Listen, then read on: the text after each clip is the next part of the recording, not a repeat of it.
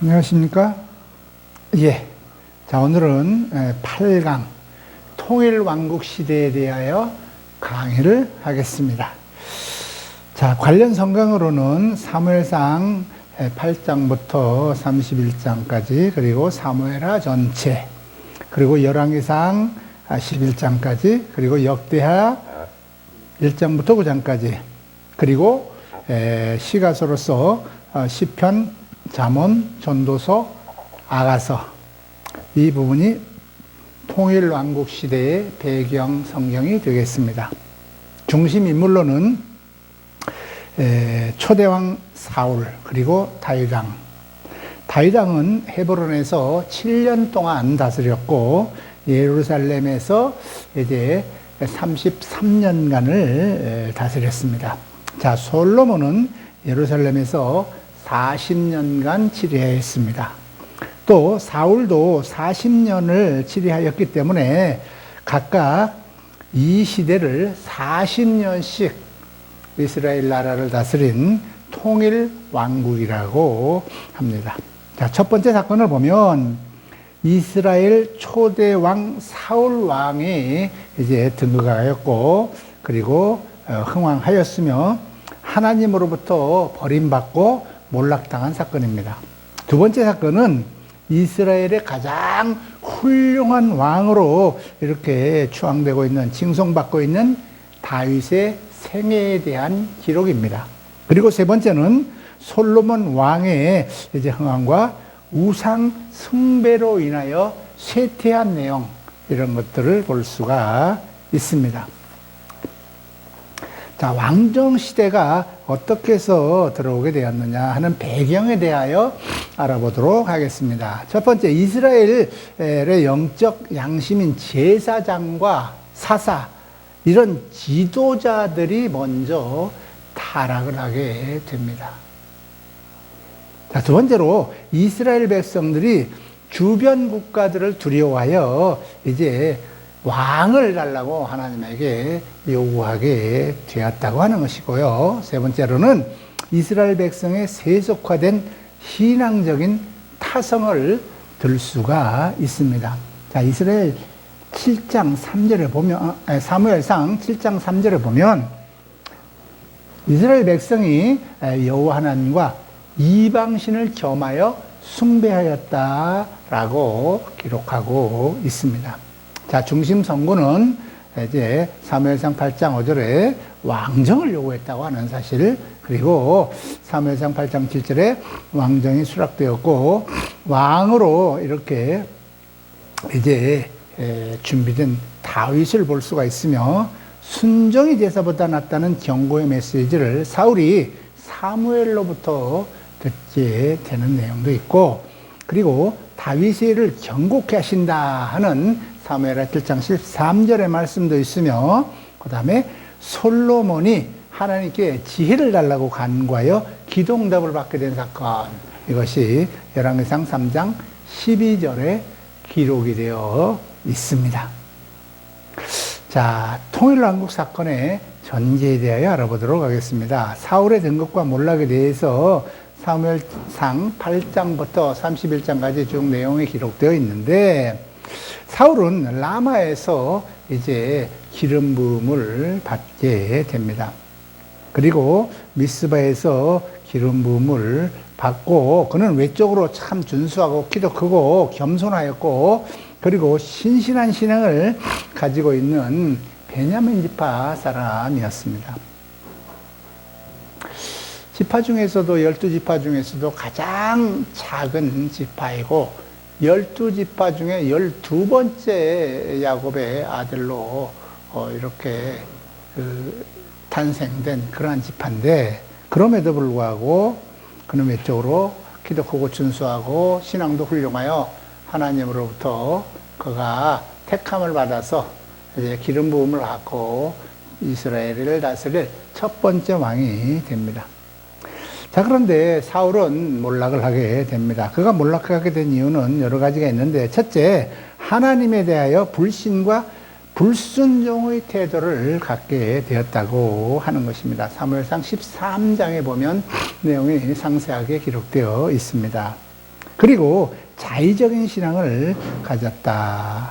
사무엘상 15장의 내용입니다. 그리고 하나님으로부터 버림받기로 되어 있었다라고 하는 것입니다. 사무엘은 그때 베들레헴에 가서 다윗의 아들에게 기름 부음을 행하고, 그리고 이때 사울의 질투가 점점 더 심해지게 되는데, 그 이유는 다윗이 골리앗을 죽이고 이제 승리한 다윗에게 질투를 하게 되었다 하는 것이죠.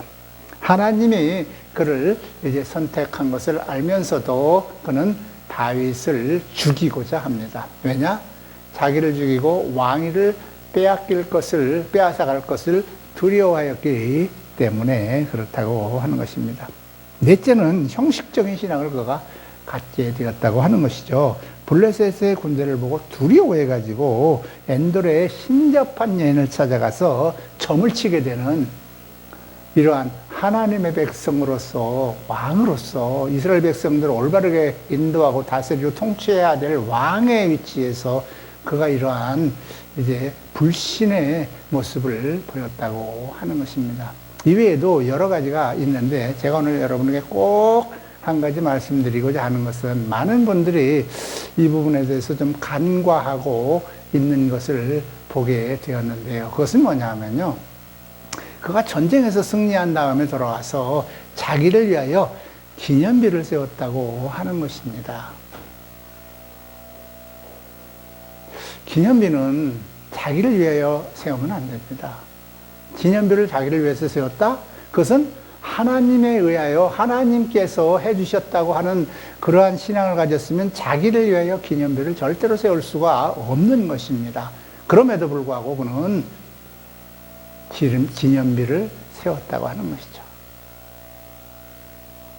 지금도 마찬가지예요.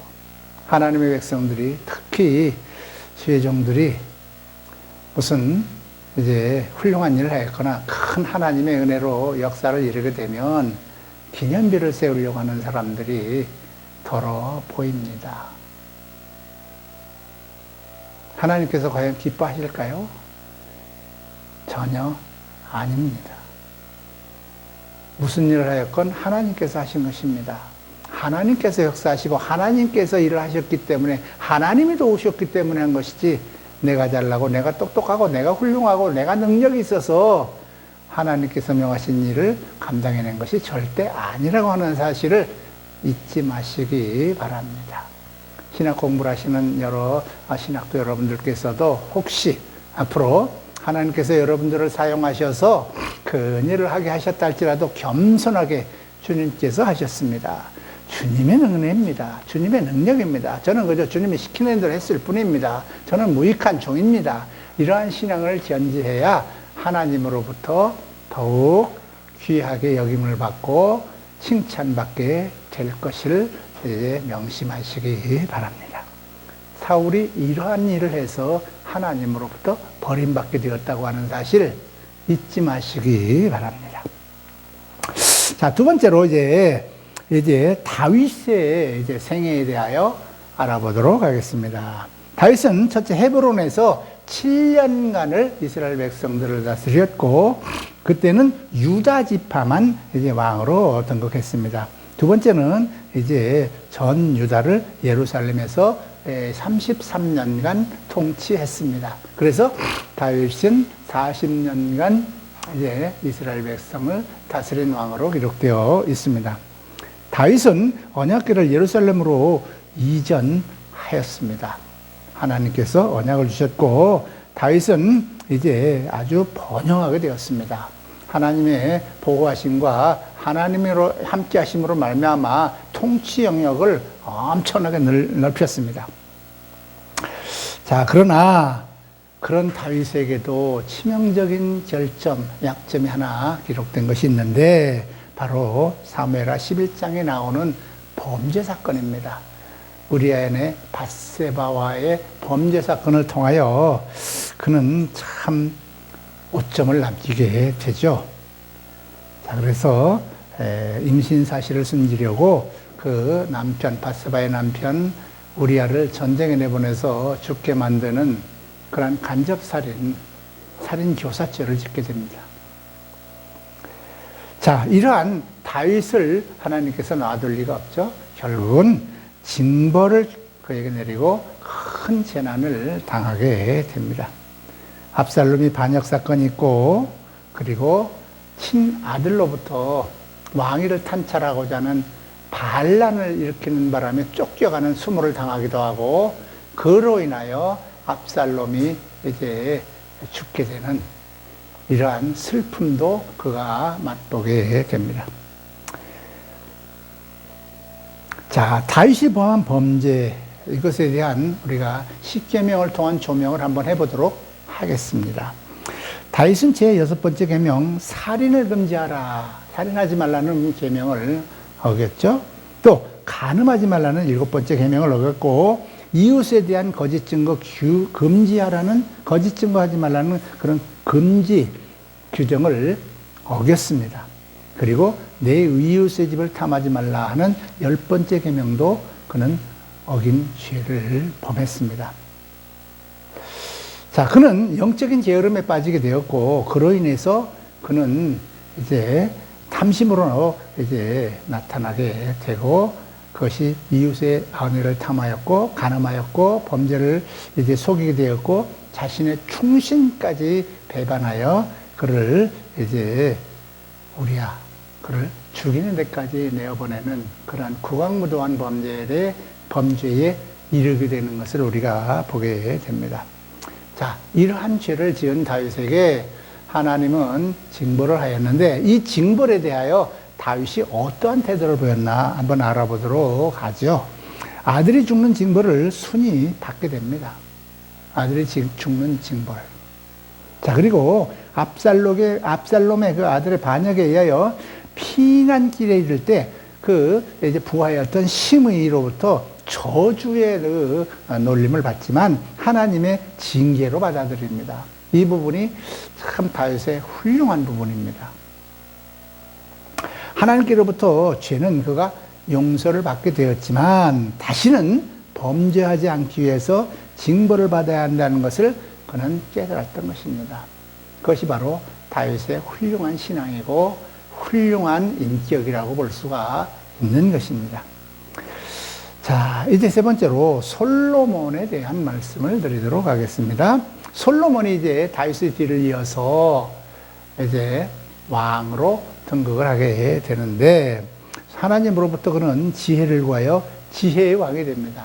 그는 아주 어린 나이에 왕위를 물려받게 되어서 하나님한테 기도를 그렇게 하죠. 하나님의 백성들을 제가 다스릴 지혜가 부족합니다. 그러니까 저한테 지혜를 주세요. 이렇게 하나님한테 기도를 하죠. 지혜뿐만 아니라 부와 귀, 영화까지도 하나님으로 받는 전무후무한 복을 받은 사람으로 기록되어 있습니다.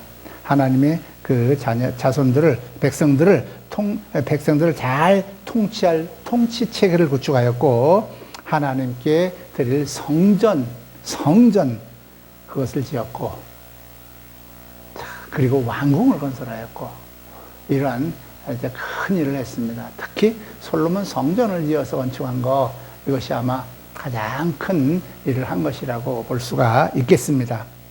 그러나 솔로몬도 말년에는 우상숭배를 하게 되죠. 먼저 번에도 말씀을 드린 기억이 있는데, 우상숭배를 하게 되는 결정적인 계기가 뭐냐? 이방 여인들과의 혼인을 통하여 이방 여인들이 섬기는 그 우상을 가지고 들어와서 허락하고 그들이 섬기는데 같이 동참하였다고 하는 것입니다. 우리는 이미 다 옛날에 결혼을 했기 때문에 또 결혼을 할 일은 없지만, 우리의 자손들, 자녀들, 후손들이 이렇게 불신자들, 특히 다른 종교를 이렇게 믿거나 다른 신을 섬기는 그러한 사람들과의 혼인은 심각하게 고려해야 할 것입니다. 될 수 있으면 우리 여호와 하나님, 우리 예수 그리스도를 섬기는 하나님의 백성들끼리 혼인하는 것을 여러분이 이제 고려해야 될 것입니다. 그래야 자녀들이 우상숭배나 이방신을 섬기는 데 빠지지 않게 될 것이기 때문에 그렇습니다. 자, 신학적인 주제에 대하여 말씀을 드려보도록 하겠습니다. 하나님이 세우신 인간 왕의 본분을 이룰 때 개인적으로나 국가적으로 미치는 악영향은 엄청나게 큰 것입니다. 왕으로서 이렇게 이제 기름 부음과 왕이 등극하기까지 인내와 연단의 기간도 있다고 하는 것입니다. 특히 다윗은 성군이 되기 위하여 이제 선왕인 사울로부터 엄청나게 긴 세월 동안 연단과 훈련을 받게 되었습니다. 주의 종도 마찬가지입니다. 주의 종으로서 세움을 받기 위해서는 오랜 시간 동안 연단과 훈련의 기간이 있습니다. 누구나 예외가 없습니다. 오랜 시간 훈련과 연단이 긴 사람일수록 하나님께 크게 쓰임받는다고 하는 사실도 잊지 마시기 바랍니다. 연단이 짧은 사람은 그만치 하나님에게 크게 쓰임받지 않습니다. 크게 쓰임받는 주의 종들을 보면 하나님으로부터 오랜 기간 동안 연단과 훈련과 그러한 과정을 겪었음을 상기하시기 바랍니다. 성군이 되었다는 것은 결국은 사울 왕으로부터 오랜 시간 그렇게 연단과 훈련을 받았기 때문에 그가 강해질 수 있었고 또 그런 성군이 될 자질이 이렇게 갖추어졌다고 볼 수도 있는 것입니다. 자, 하나님으로부터 지혜를 할지라도 사단의 악한 꾀에 넘어가는 인간 왕의 유한한 지혜를 우리가 볼 수가 있다고 하는 것이죠. 사람은 아무리 지혜가 있다 할지라도 사람은 유한한 지혜를 가질 수밖에 없다 하는 것을 보게 된다고 하는 것이죠. 솔로몬은 특히 이방 여인과 혼인하지 말라는 율법을 그가 범했을 때에 악의 파급 효과가 얼마나 큰지 우리에게 이렇게 교훈해주고 신학적으로도 이렇게 제시를 해주고 있는 것입니다. 자, 솔로몬 개인의 타락뿐만이 아니라 거기서 그치지 않고 개인의 타락으로 인하여 지도자 한 사람의 타락으로 인하여 왕실 전체가 타락하였고 그리고 지도층이 타락하고 백성 전체가 타락하게 되는 이런 파급 효과가 나타났다고 하는 것을 여러분이 잘 이제 깨달아야 될 것입니다. 배교, 하나님을 배반하는 데는 필연적으로 심판과 징계, 징벌이 뒤따라온다고 하는 것도 오늘 왕정시대에 나타나는 하나님의 그러한 하나님의 백성들을 이렇게 다스리는 방법을 볼 수가 있는 것입니다. 자, 왕정시대에 나타난 그리스도에 대하여 말씀을 드리도록 하겠습니다. 자, 육신으로는 예수님께서 다윗의 혈통으로 나심을 기록해주고 있죠. 사무엘하 7장 11절에서 15절, 로마서 1장 3절에도 역시 그렇게 기록해놓고 있습니다. 여호와의 참된 종이요 율법을 지키는 자요 또 이성적인 왕으로서 그리스도의 모형이 되는 다윗을 볼 수가 있습니다. 또한 성전을 건축하여 봉헌하는 그리스도의 일시적인 모형으로서 솔로몬을 볼 수도 있습니다. 네, 이상으로 왕정시대에 대한 강의를 마치도록 하겠습니다. 감사합니다.